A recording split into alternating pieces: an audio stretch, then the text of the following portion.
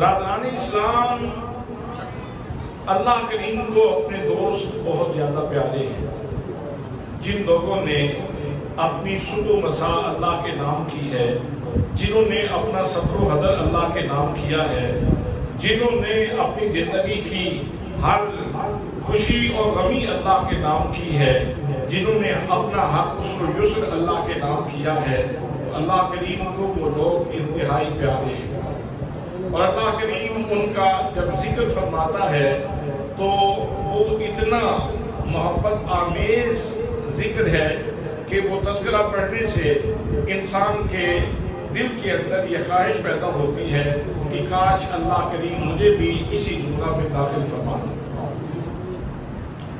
اور قرآن مقدس میں اللہ کے ولیوں کا تذکرہ کرنے کا مقصود بھی یہ ہے کہ ان لوگوں کی خوبصورت زندگیوں کو دیکھا جائے، ان کے اوپر انعامات کی بارش دیکھی جائے، ان کی نعمتوں کو دیکھا جائے، اور پھر انسان اپنی عمل کی دنیا کو بہتر کرنے کی کوشش کرے، غفلت دور کرے، تکاسل دور کرے، تساہل دور کرے، اور اللہ کریم کی محبت کے راستے کے اوپر پوری آبادی کے ساتھ چلتا رہے۔ اسی لیے قرآن مقدس میں اللہ کریم نے اپنے محبوب بندوں کا ذکر کیا ہے۔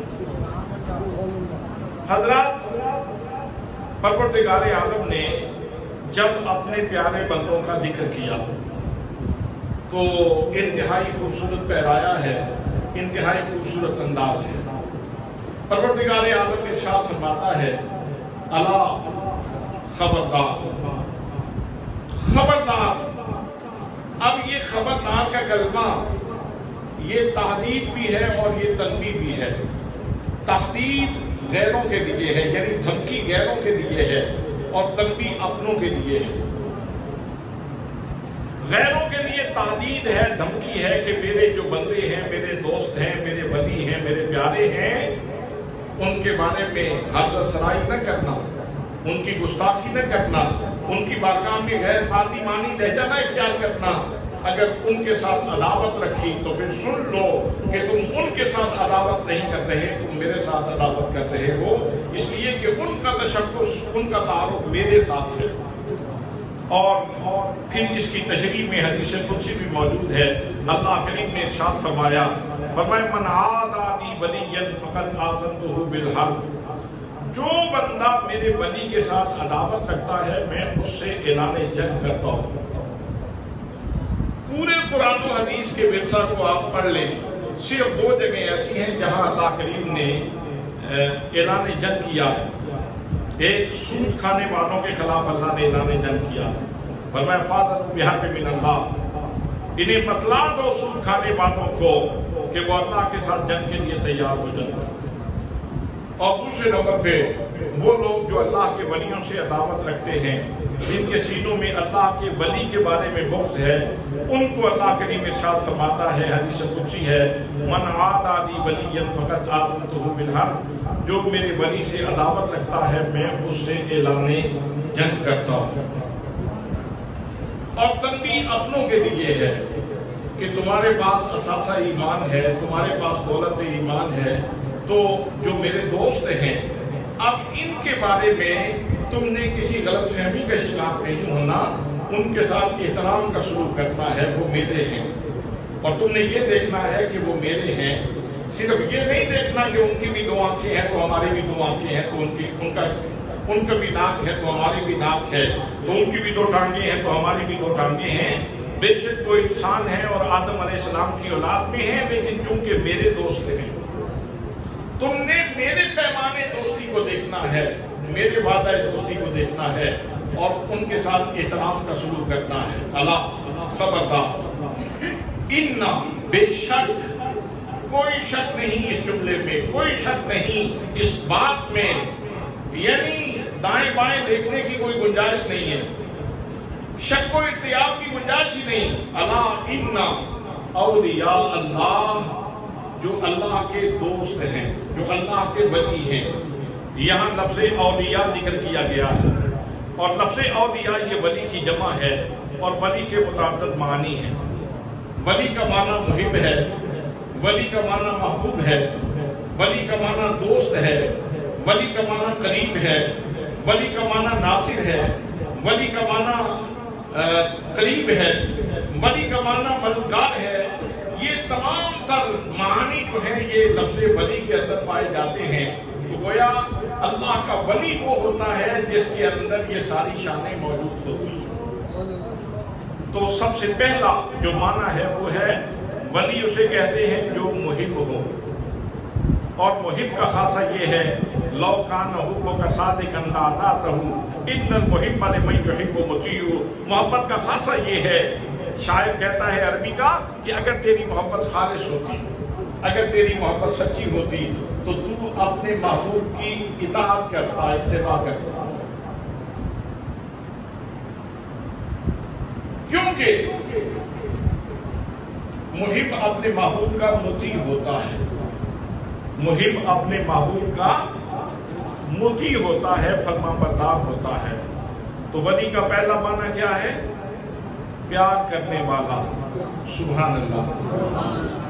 ولی کا پہلا معنی کیا ہے؟ تو اگر کسی کے نہا خانہ دل میں یہ خواہش پیدا ہو کہ کاش میں بھی اس زمرہ میں شامل ہو جاؤں، تو اسے سب سے پہلے یہ کام کرنا ہے کہ وہ اپنے رب سے پیار کرے. حضرات محترم، اللہ سے پیار کرنا ہے، اللہ کریم سے پیار کرنا ہے، اس کے محبوب سے پیار کرنا ہے. اور اللہ کریم سے پیار کرنے کا نسخہ کیا ہے؟ اللہ کریم ارشاد فرماتا ہے قل ان کنتم تحبون اللہ فاتبعونی یحببکم اللہ.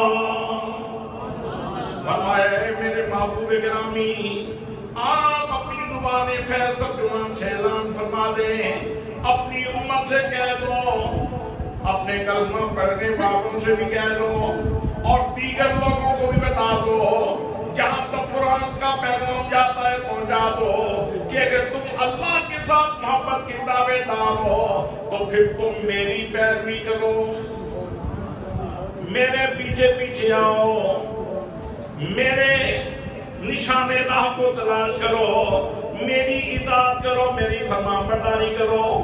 انعام کیا ملے گا؟ جزا کیا ملے گی؟ حضرات محترم، ہر پیار کرنے والے کی خواہش ہوتی ہے کہ جس سے میں محبت کر رہا ہوں وہ مجھے بھی تو محبت کی نظر سے دیکھے، مجھے بھی پیار کی نظر سے دیکھے. تو اللہ کریم ارشاد فرماتا ہے اور میرے ساتھ جذبہ الفت رکھنے والوں اور میری محبت کا دعویٰ کرنے والوں، تم میرے محبوب صلی اللہ تعالیٰ علیہ وسلم کے پیچھے پیچھے چلو، میرے نبی کی اطاعت کرو.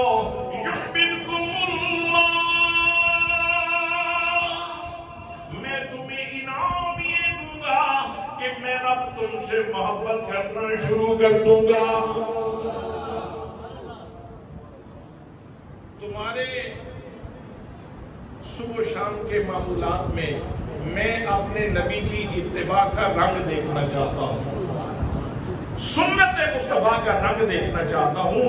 اور جتنا تیری زندگی میں سنت مصطفیٰ کا رنگ زیادہ ہوگا، جتنی تیری زندگی سیرت مصطفیٰ کے سانچے میں ڈھلی ہوئی زیادہ ہوگی، اتنا تو میرا محبوب بن جائے گا.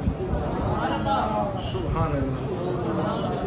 اتنا تو میرا محبوب بن جائے گا. حضرات محترم، پھر سادگی بھی ارشاد فرمایا وَيَغْفِرْ لَكُمْ ذُنُوبَكُمْ، اور میرے بندو جب تم میرے محبوب بن جاؤ گے میں تمہارے گناہوں کو معاف کر دوں گا، تمہاری غلطیوں کو معاف کر دوں گا، تمہاری اسیاں شیاریوں کو معاف کر دوں گا. حضرات محترم، ولی وہ ہوتا ہے جو الفت نگر کا باسی ہو، پیار کی دنیا میں رہنے والا ہو، صبح بھی اپنے رب کو راضی کرنے کی کوشش کرے اور شام کو بھی اپنے رب کو راضی کرنے کی کوشش کرے، جس کی صبح مساء اس طرح گزرے کہ ہمیشہ یہ طلب موجود ہو کہ میرا رب مجھ سے راضی ہو جائے. اسی طلب میں، اسی تانگ میں اللہ کے بندے راتوں کو اٹھتے ہیں، مصلی بچھاتے ہیں اور اپنے رب کو یاد کرتے ہیں. حضرت میاں محمد بخش عارف کھڑی رحمت اللہ تعالیٰ علیہ فرماتے ہیں، آپ فرماتے ہیں جس پر اندر عشق سمانا دلونا کم گناہ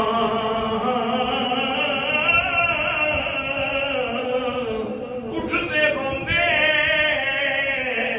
بیندے روندے تے روندے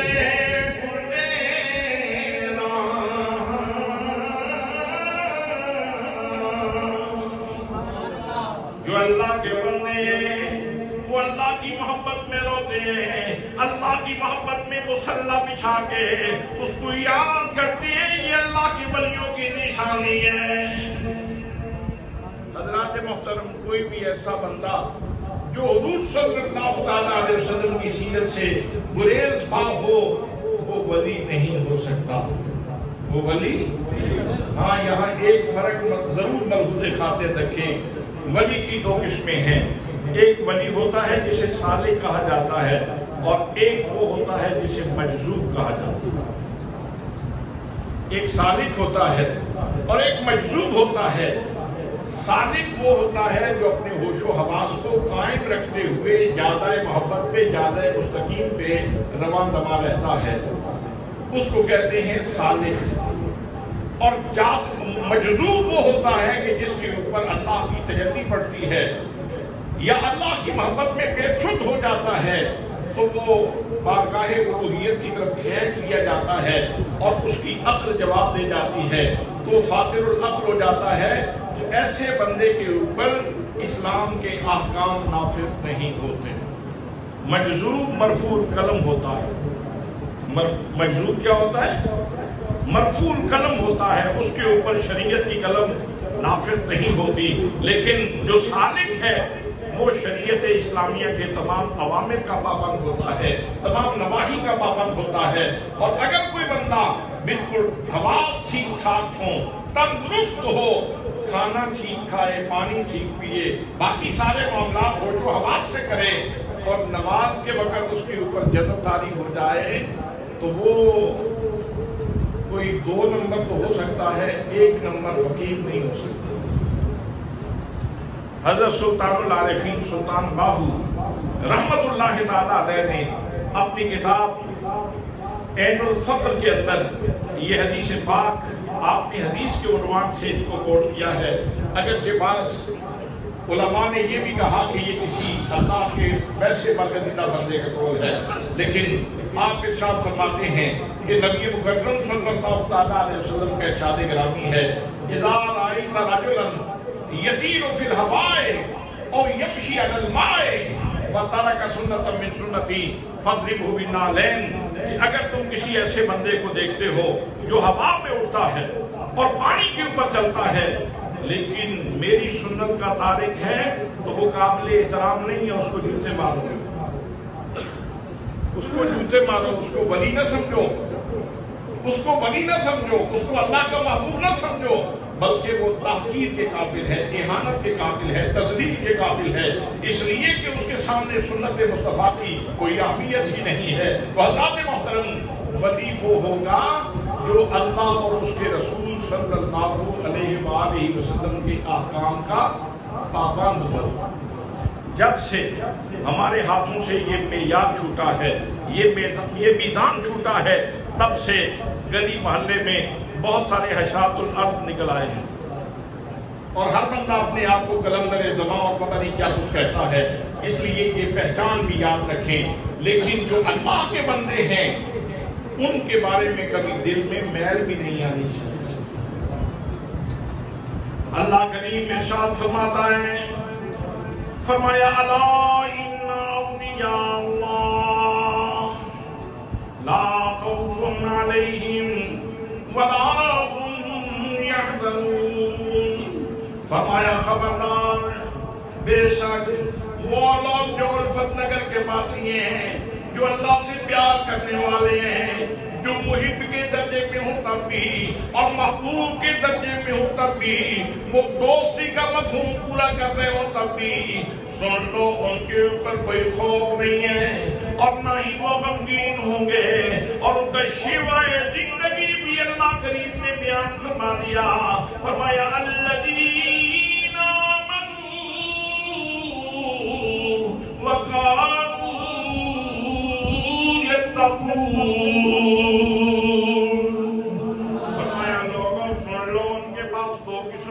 ہوتی ہے، دو قسم کی دولت ان کے پاس موجود ہوتی ہے، ایک تو ان کے پاس ایمان کی دولت ہوگی اور دوسرا ان کے پاس تقوی کی دولت موجود ہوگی۔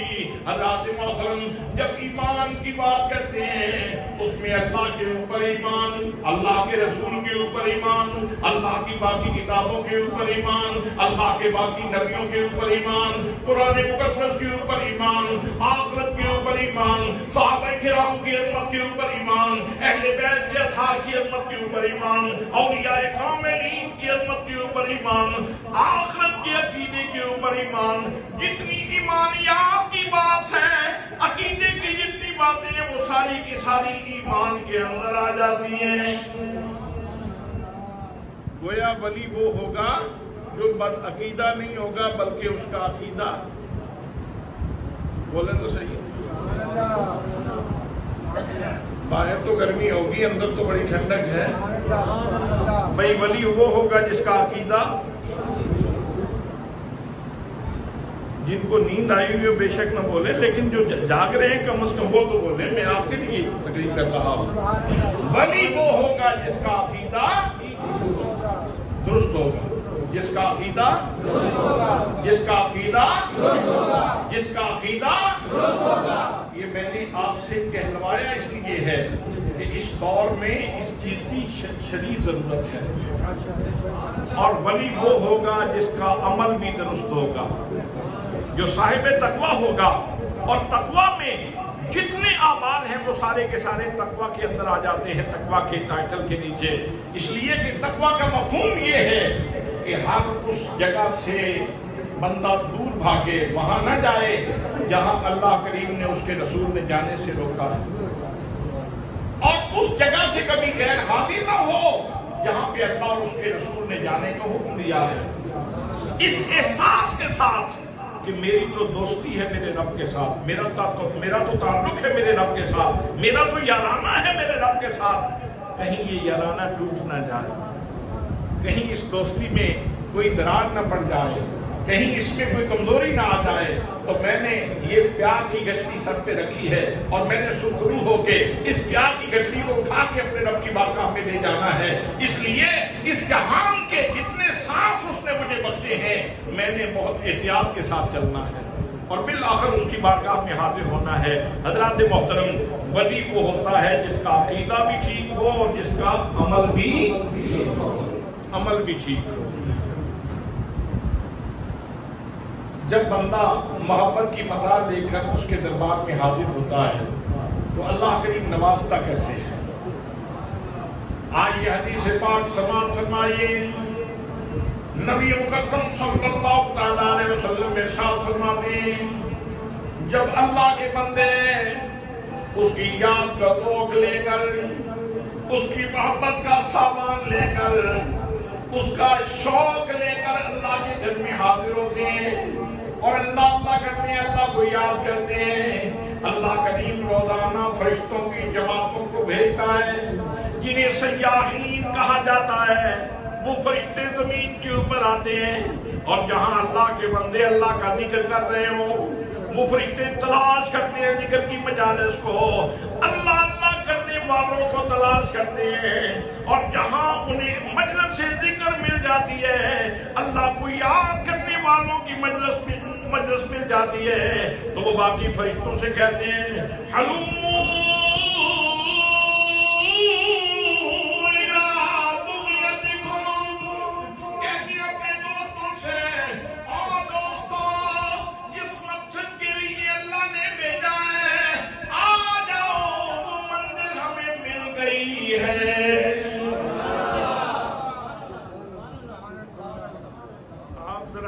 کہ ان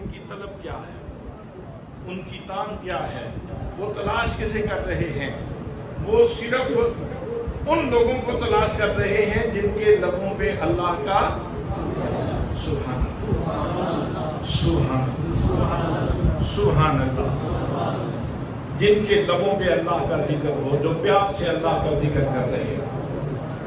فرشتے آ جاتے ہیں، ان کی دائیں بائیں کھڑے ہو جاتے ہیں، مجلس سے ذکر برپا رہتی ہے۔ جب مجلس ختم ہوئی، فرشتوں نے واپس اللہ کے دربار میں حاضری دی۔ اللہ کریم اپنے فرشتوں سے پوچھتا ہے، میرے فرشتوں تم گئے تھے، تم نے میرے بندوں کو کس حالت میں پایا؟ فرشتے عرض کرتے ہیں، یا اللہ وہ بڑے شوق سے تیرا ذکر کر رہے تھے، تیری تسبیح بیان کر رہے تھے، تیری حمد بیان کر رہے تھے۔ اللہ کریم ارشاد فرماتا ہے، او میرے فرشتوں مجھے یہ تو بتاؤ، وہ اتنے شوق سے ذکر کرنے والے ہیں، ان کے بارے میں مجھے یہ بتاؤ کہ کیا انہوں نے مجھے دیکھا ہے؟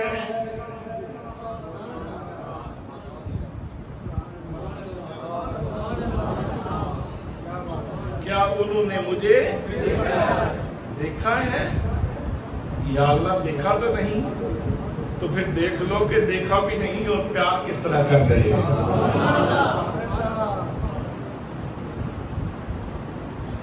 بن ڈٹھیاں جن تانگ دلانو، بن ڈٹھیاں جن تانگ دلانو، تے بن نینا مست خماری۔ اللہ کریم ارشاد فرماتا ہے، میرے فرشتوں اگر وہ مجھے دیکھ لے تو پھر ان کی تعمیر کا عالم کیا ہوگا، ان کے ذکر کی کیفیت کیا ہوگی؟ یا اللہ اگر وہ تجھے دیکھ لے تو ان کے ذوق میں اور اضافہ ہو جائے گا، وہ اور پیار میں تیرا ذکر کریں گے۔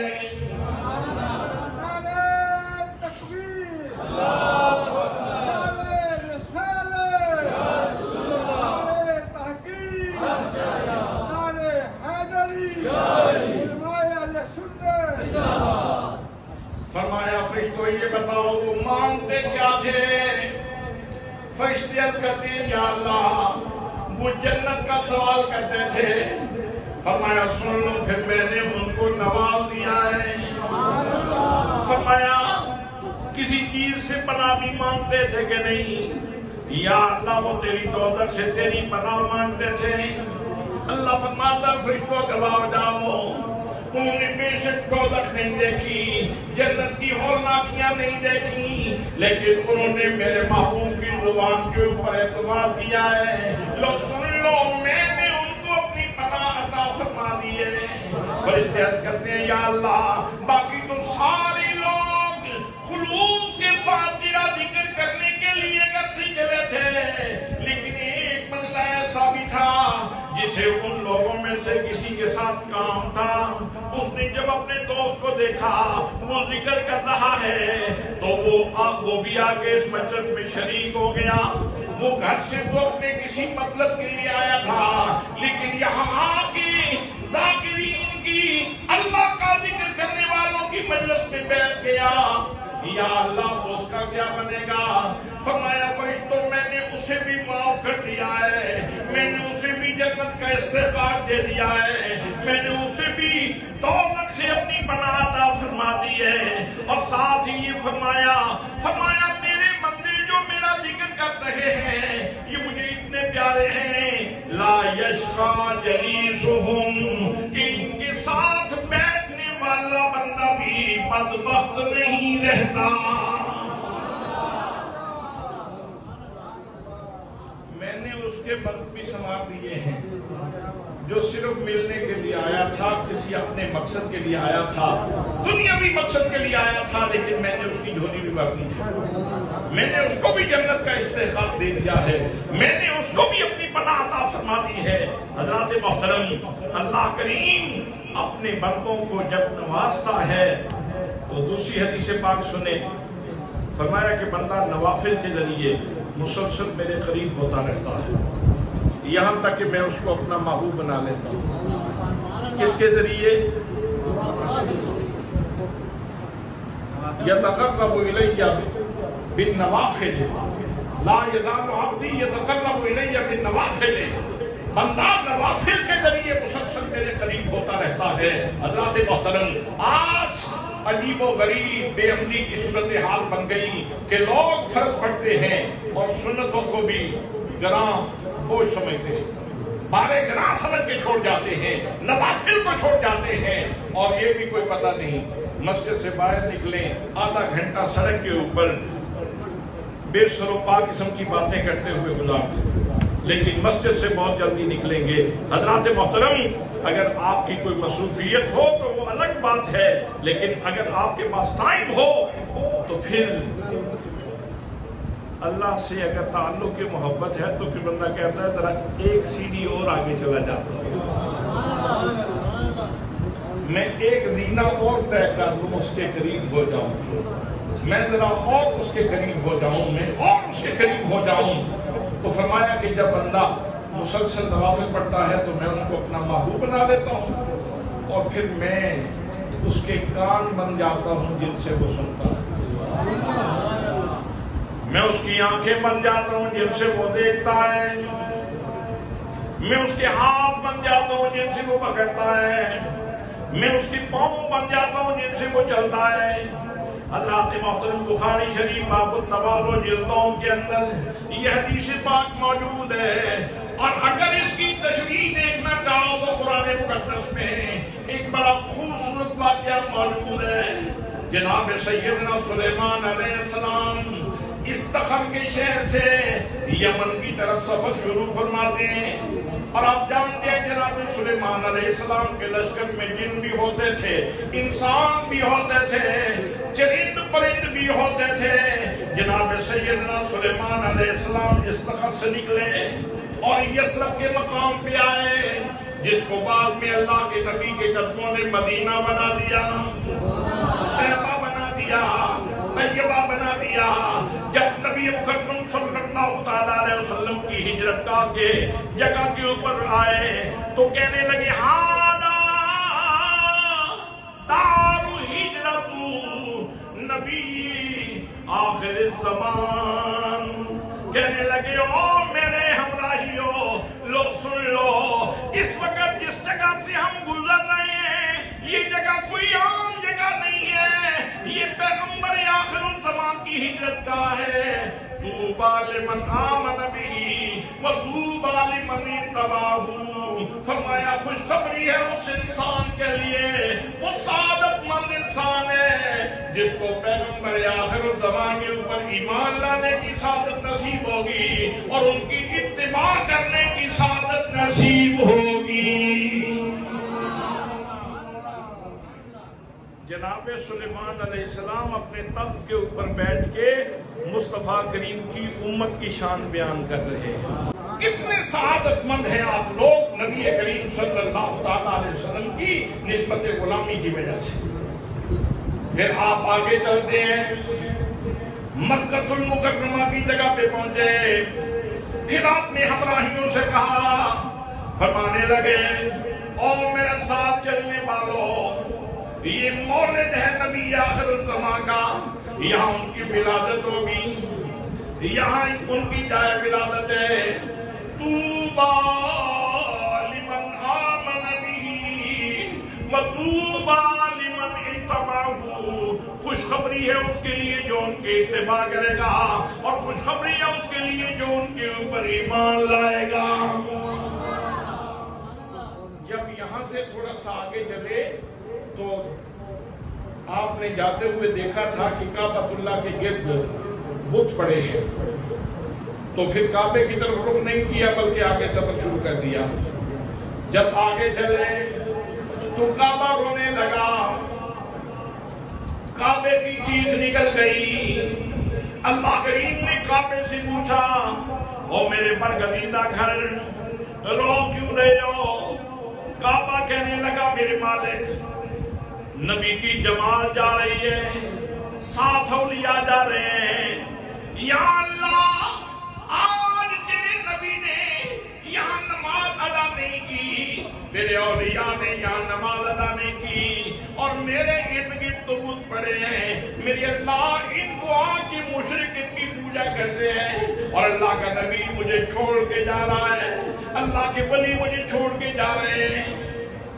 اس کا مطلب یہ ہوا کہ کعبہ بھی اللہ کے نبیوں اور ولیوں کا مشتاق رہتا ہے، کعبہ بھی نبیوں اور ولیوں کا مشتاق رہتا ہے۔ تو اللہ نے فرمایا میرے کعبہ رونے کی ضرورت نہیں، وقت آ رہا ہے کہ جب میں تیرے پورے صحن کو اللہ کے بندوں کے ماتھوں سے بھروں گا۔ پیغمبر آخر الزمان تشریف لائیں گے، میں ان کی امت کے اوپر حج فرض کروں گا، اور وہ اس طرح بلکتے ہوئے اور شوق کے ساتھ تیرے پاس آئیں گے جیسے اونٹنی اپنے بچے کا شوق رکھتی ہے، جیسے کبوتری اپنے انڈوں کا شوق رکھتی ہے، اس طرح شوق کے ساتھ وہ تیرے پاس آئیں گے۔ جناب سیدنا سلیمان علیہ السلام مزید آگے سفر فرماتے ہیں، آگے پہنچے تو ایک جگہ آئی شام کی، یہاں چونٹی بول پڑی، چونٹیوں کی وادی آ گئی، چونٹی کہنے لگی یا ایھا النمل ادخلوا مساکنکم، فرمایا چونٹیوں اپنے اپنے بلوں میں داخل ہو جاؤ، ایسا نہ ہو کہ جناب سلیمان علیہ السلام کا لشکر تمہیں اپنے پاؤں کے نیچے کچل نہ دے۔ چونٹی کہہ رہی تھی حضرت سلیمان علیہ السلام کا تخت 3 میل دور تھا، 3 میل دور تھا، اور ماہرین کہتے ہیں کہ چونٹی کا بولنا یہ اپنی اگلی 2 ٹانگوں کو اس طرح ملا کے جب رگڑتی ہے تو اس کی بولی پیدا ہوتی ہے۔ اس کے اوپر کیا کہنا ہے؟ سبحان اللہ۔ اس کے اوپر کیا کہنا ہے؟ اس کے اوپر کہنا ہے سبحان اللہ۔ واہ بنانے والے، واہ کرم کرنے والے۔ اور اس کے اوپر علماء نے بات کی کہ چونٹی کا بولنا یہ ممکن ہے کہ اس کے پاس نفس ناطقہ ہو، اس لیے کہ چونٹی کو اللہ کریم نے دانائی عطا فرمائی ہے۔ چونٹیاں گرمیوں میں اپنا رزق اکٹھا کرتی ہیں اور سردیوں میں اس کو کھاتی ہیں، اور یہاں تک مفسرین نے لکھا کہ چونٹی جب دانہ اٹھاتی ہے تو گندم کے دانے کو اور دیگر اناج کے دانے کو 2 حصوں میں تقسیم کرتی ہے۔ کیوں؟ اس لیے کہ اگر ثابت رہے گا دانہ تو اس کو نمی ملے گی تو وہ توڑ پڑے گا، پھر تو بل بھی بند ہو گیا اور اس کے لیے تو مشکل پیدا ہو جائے گی۔ تو چونٹی کو اللہ کریم نے یہ دانائی عطا فرمائی ہے کہ وہ دانے کو 2 حصوں میں تقسیم کر دیتی ہے تاکہ اس کے اگنے کی صلاحیت ختم ہو جائے۔ اور مسور اور دھنیے کا جو دانہ ہے وہ اگر اس کے 2 حصے بھی کر دیے جائیں تو پھر بھی وہ اگ آتا ہے۔ تو چونٹی کو اللہ کریم نے یہ شعور عطا فرمایا کہ مسور اور دھنیے کا دانہ اس کو وہ 4 حصوں میں تقسیم کرتی ہے۔ کہنا کیا ہے؟ جی کہنا کیا ہے؟ سبحان اللہ، سبحان اللہ، سبحان اللہ۔ اس کی بصارت کو بھی دیکھیں اور پھر اس کا یہ شعور بھی دیکھیں۔ چونٹیاں اپنے بلوں میں داخل ہو گئیں، اور چونٹی نے یہ اعلان کیوں کیا؟ لا یحتمنکم سلیمان وجنودہ، ایسا نہ ہو کہ جناب سلیمان علیہ السلام کا لشکر تم نے اپنے پاؤں کے نیچے مسل نہ دے، تمہیں کچل نہ دے۔ مفسرین فرماتے ہیں کہ چونٹی اصل میں ان کی اوقات بیان کر رہی تھی، تمہاری حیثیت اوقات کیا ہے، ایسا نہ ہو کہ پیغمبر کو چل دیں۔ اور پھر آگے چونٹی کہتی ہے وَهُمْ لَا يَشْعُرُونَ، اور تمہیں شعور نہ ہو۔ یہاں سے مفسرین نے نقطہ نکالا، وہ کہتے ہیں چونٹی بھی اتنا تو جانتی تھی کہ پیغمبر معصوم عن الخطا ہوتا ہے۔ اگر پیغمبر کے پاؤں کے نیچے چونٹی آ بھی جائے تو یہ غیر ارادی عمل ہے، ارادتاً نہیں ہے، تو پیغمبر معصوم عن الخطا ہوتا ہے۔ حضرات محترم، اور چونٹی نے مفسرین نے لکھا کہ اس لیے بھی یہ بات کی ایسا نہ ہو یہ حضرت سلیمان علیہ السلام کے لشکر کی رونق دیکھیں اور یہ کہیں کوئی ناشکری کا کلمہ نہ کہہ دیں کہ ہمیں اتنا چھوٹا سا بنایا ہے اور ادھر زمانے کو اتنا نوازا ہے تو یہ ناشکری کا کلمہ نہ کہہ دیں، اس لیے اس نے کہا کہ تم اپنے اپنے بلوں میں داخل ہو جاؤ، کہیں ناشکری کے کلمات نہ کہہ سکو۔ بہرحال اس کے اوپر علماء نے بڑی دقیق بات فرمائی ہے۔ اور پھر یہاں سے آگے جب حضرت سلیمان علیہ السلام چلتے ہیں تو پرندے بھی آپ کے ساتھ ہوا کرتے تھے اور ان میں ہدہد بھی تھا۔ آپ نے ایک جگہ پہ پڑاؤ کیا تو ہدہد کو اللہ کریم نے یہ قوت عطا فرمائی ہے کہ جہاں حضرت سلیمان علیہ السلام پڑاؤ فرماتے تھے وہ پانی کی نشاندہی کرتا تھا۔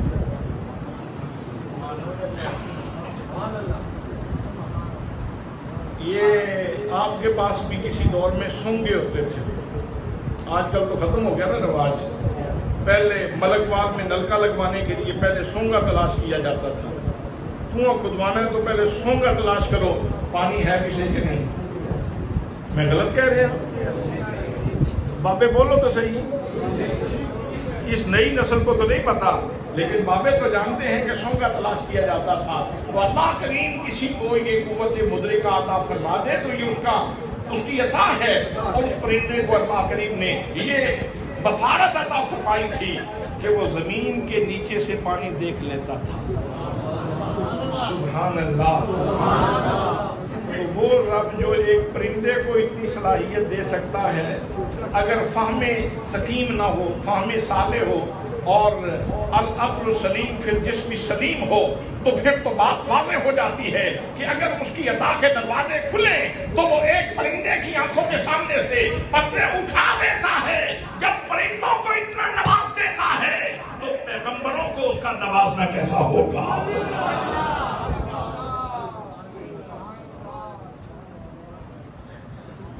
آپ نے وضو کرنا تھا، کہا ہدہد کہاں ہے؟ ہدہد کو تلاش کیا، وہ غائب تھا۔ فرمایا اچھا میں اس کو ذبح کروں گا، سزا دوں گا، ہاں ایک صورت ہے کہ اگر کوئی وہ خبر لے آئے تو پھر بچ جائے گا۔ عقاب کو بھیجا اس کی تلاش میں، عقاب نکلا۔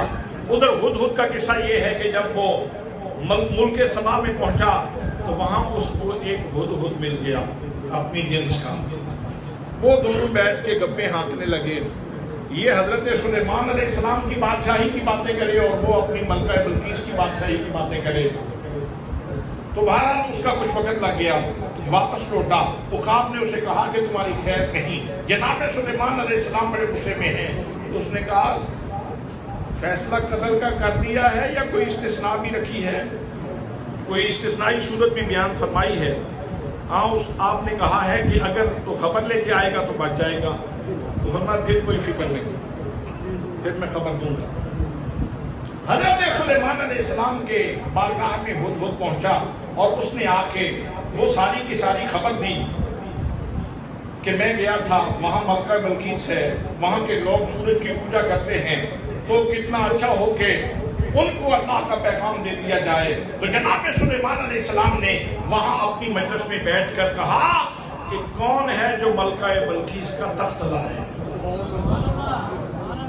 قال عفریت من الجن، ایک جن بول پڑا، کہنے لگا جناب والا اناتی کبھی قبل ان تقوم من مقامک، جناب میں لے کے آؤں گا، کتنی دیر میں لاؤ گے؟ مجلس برخاست ہونے سے پہلے لے آؤں گا۔ فرمایا نہیں مجھے اس سے پہلے چاہیے۔ تو پھر قرآن کہتا ہے قال الذی عنده علم من الکتاب انا آتیک بہ قبل ان یرتد الیک طرفک، جناب والا میں لاؤں گا۔ ایک وہ انسان بولا جس کے پاس اس وقت کی کتاب کا کچھ علم تھا، کہنے لگا جناب میں لے کے آؤں گا، کتنی دیر میں لاؤ گے؟ کہنے لگا جناب والا آپ کی آنکھ کی پلک نیچے لگ کے واپس نہیں آئے گی، تخت آپ کی خدمت میں موجود ہوگا۔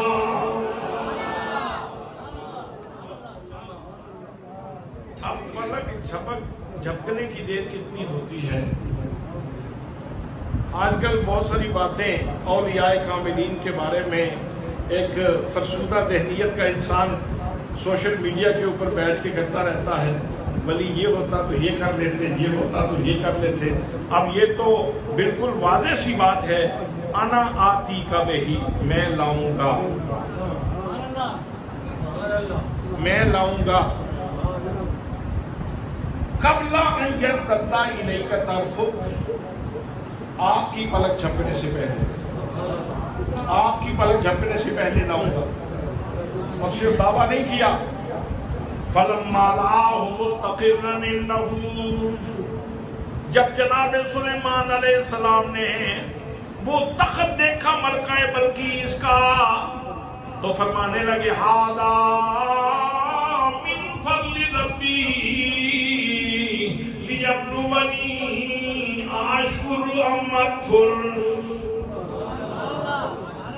ادھر چونکہ ملکہ بلقیس بھی آ رہی تھی، اس کو پیغام بھیج چکے تھے کہ یا تو ہم تیرے اوپر حملہ کریں گے یا پھر تو موتی ہو کے فرمانبردار ہو کے ہمارے دربار میں آ جا۔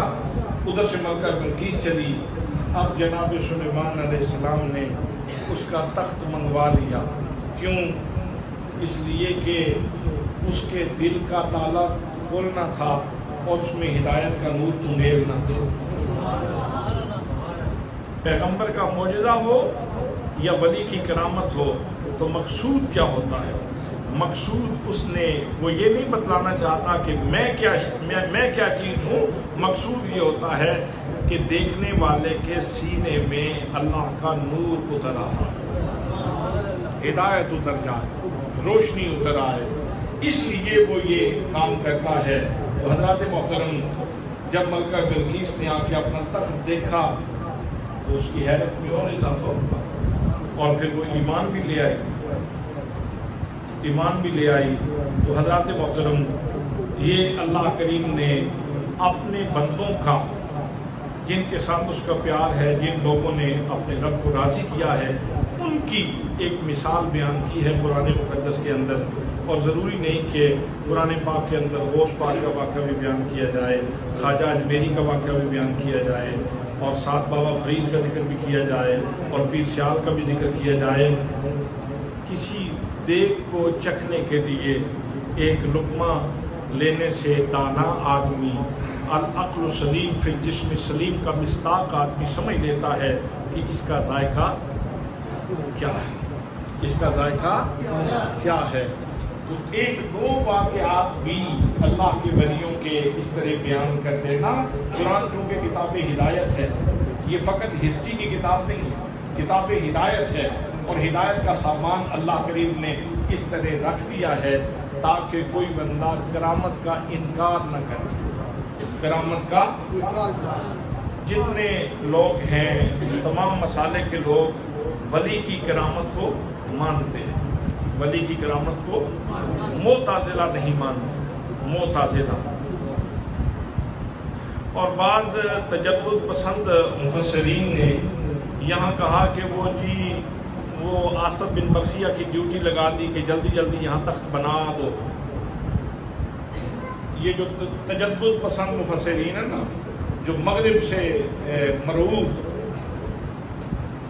جن کی فکر کے اوپر مغربی مفکرین کا غلبہ رہتا، مگر نہیں، وہ کہا تھا کہ یہاں تخت بنا دیں تو وہ آئے گی تو تخت کے اوپر بیٹھے گی۔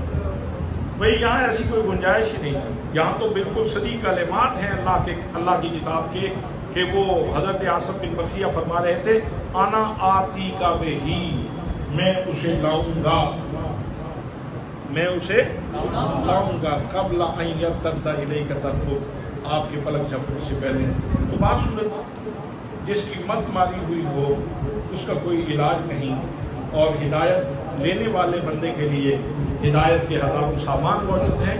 دعا ہے کہ اللہ کریم ہمیں عمل کی توفیق نصیب فرمائے۔